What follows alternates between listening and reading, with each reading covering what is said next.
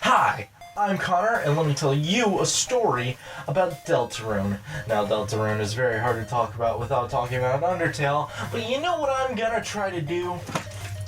Drink water, of course. Stay hydrated.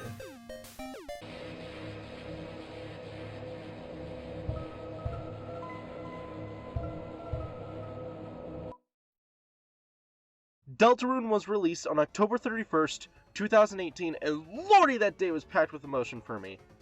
You see, the day was Halloween, which was awesome.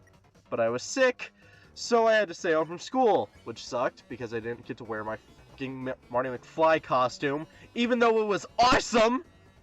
But, even better, Deltarune came out, and I was one of the first people to ever play it. That was awesome, as I am a really big Undertale fan. Deltarune is a world within the Undertale multiverse, yet doesn't feel as such. You don't have to have played Undertale to have Deltarune make sense, but it is suggested because this game contains some pretty heavy spoilers. Kinda. It's weird. It has late game characters, but isn't set in the same universe. It still has allusions to the previous universe. God, I think I hurt my own head. Anyway, onto the actual meat of the video. The story is fairly simple. Your player character, Chris, and their bully, Susie, get sucked into the dark world, perfectly balanced with the light world up above by a geyser of darkness.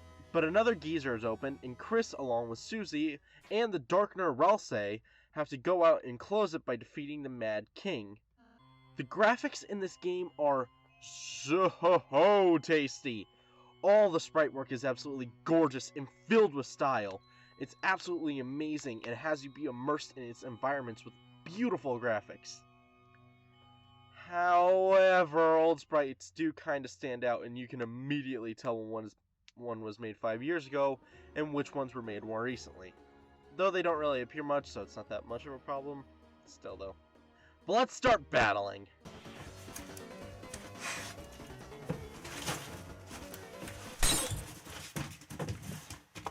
When you get into a battle with an enemy, you get this really cool UI that feels very Final Fantasy-ish, but still has the bullet hell minigames, but it has this new system that allows you to use Ralsei's magic by building an SP meter, by just barely letting the bullets get close to you. It's not super original, but it works, and it's fun. Although Deltarune sells the EXP and love from Undertale, you actually can't get EXP. If you run an enemy out of HP, then they actually just run. Which brings me to the best thing about the game. The feeling of a lack of choice. Which is weird considering that was what Undertale was all about.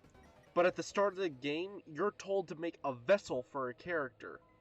Immediately after, the name you picked in the vessel itself is discarded.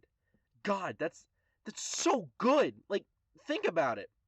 In Undertale, your choices are what made the game popular, so ditching it was a huge risk, but it handles it so well. The entire game, you're told, your choices don't matter. Your choices don't matter, which makes the ending of the game so shocking.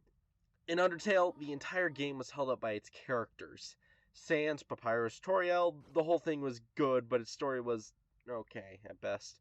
But Deltarune is held up by its story, which makes it so much better. Like, the story is nutty, especially the hidden bits, which are great, which makes its themes and characters so much better. Also, Chris, your main character, is silent throughout the whole game, but they're also canonically silent, which makes everything so much better, because they have a real personality and they have goals, but they aren't able to express them for whatever reason. It's hinted at that's because of the player who controls them, but that's a deal for another day. Power of Fluffy Boys shines within you. Kinky. Overall, Deltarune is an amazing game with a wonderful story and some great characters.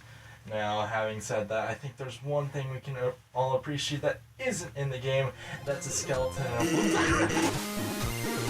a